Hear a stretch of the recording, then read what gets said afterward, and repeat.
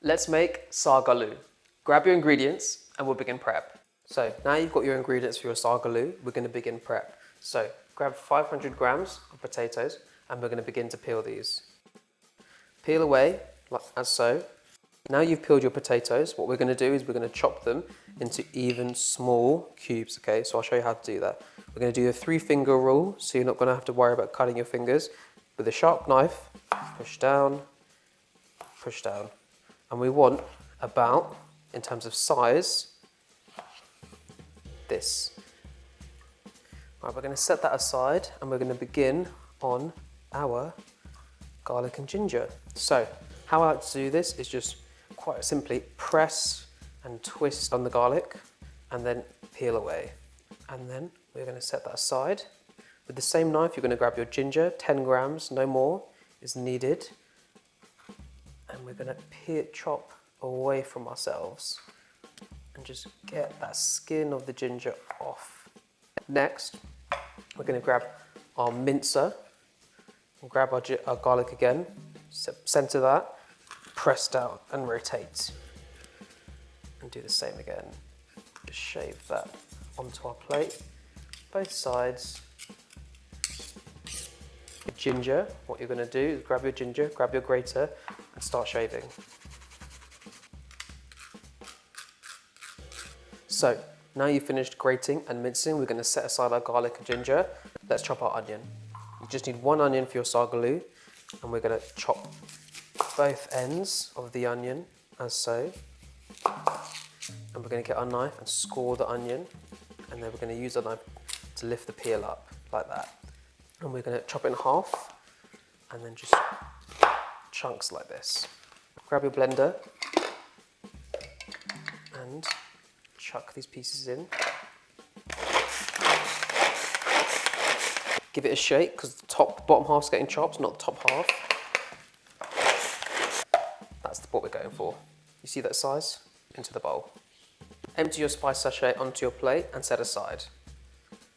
Now we've finished prep, we're going to get a pot with some water, put that on a high heat, and we're going to carefully drop our potatoes in away from us so we get no splash.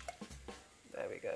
Let that cook for about 15 to 20 minutes. We want the potatoes to half cook. Now that your potatoes are boiling, we're going to start on the sauce. So get a big pan, turn it onto a high heat, and we're going to begin by getting 2 tablespoons of vegetable oil. That's 2. And we're going to let that heat up. Grab your chopped onion and slowly place into your pan. What we're going to do is coat this with the oil, slowly stirring. And the aim right now is to saute the onions to a nice golden brown colour. So let that go for a couple minutes. And speaking of, grab your garlic and ginger and just chuck it in. And make sure that's mixed up really well. So while our onions are going, I want you to get a fork. And I want you, this is how you check that your potatoes are cooked. You get a fork and you press into your potato. If your potato is stuck to your fork just like that, it is not cooked yet. We're going to give this another stir, onions. They've now achieved that golden brown colour we're looking for. And they smell excellent.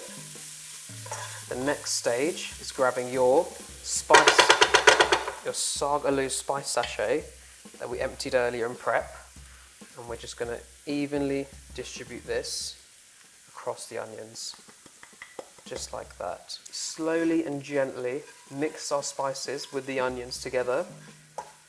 And while it's still on that low heat, for about a minute, we are going to let these spices roast. So now that your spices have been roasting for about a minute, we're just going to add a touch of water, pouring away from you, just like that.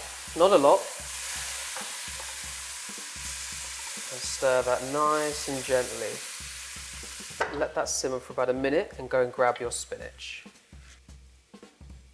Now that that has been sitting for a minute and you've got your spinach, you're going to want to chuck all your spinach in, again away from you. The aim here is to get this spinach wilted down and then covering up and letting simmer. Let's get the tongs in and just slowly and very gently, you're not in a rush, don't worry, just start lifting the spinach up from the bottom. And you'll start to see the onions from the bottom rising to the top.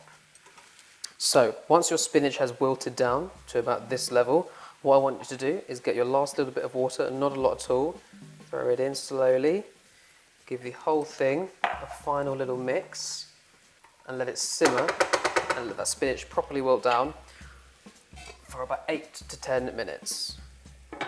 So while we've got the spinach simmering, grab a fork and let's return to our potatoes. I want you to look for a big potato, stick your fork in, and you can see if it comes off slowly, just like that, that's halfway cooked. Heat off, these are ready, empty in a colander, and then return the potatoes back to the pan. Now that our spinach and sauce with spices has been simmering for 8 to 10 minutes, I want you to take the lid off, pop that to the side, grab a blender, and we're going to give this a rough blend. What this is going to do is going to make our sauce, but don't blend too much that it turns into a puree. We still want some crunch from the spinach.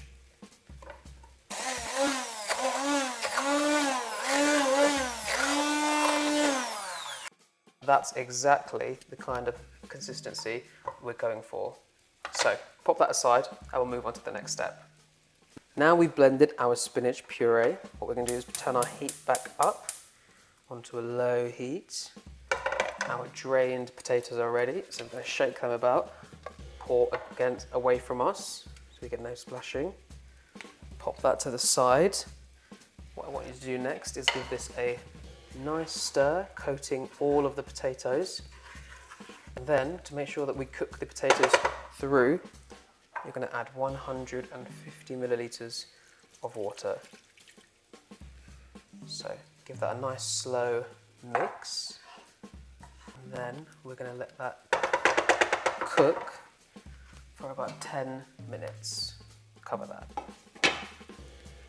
So about 5 minutes in, what you're going to do is you're going to open that and you're going to add some fresh coriander.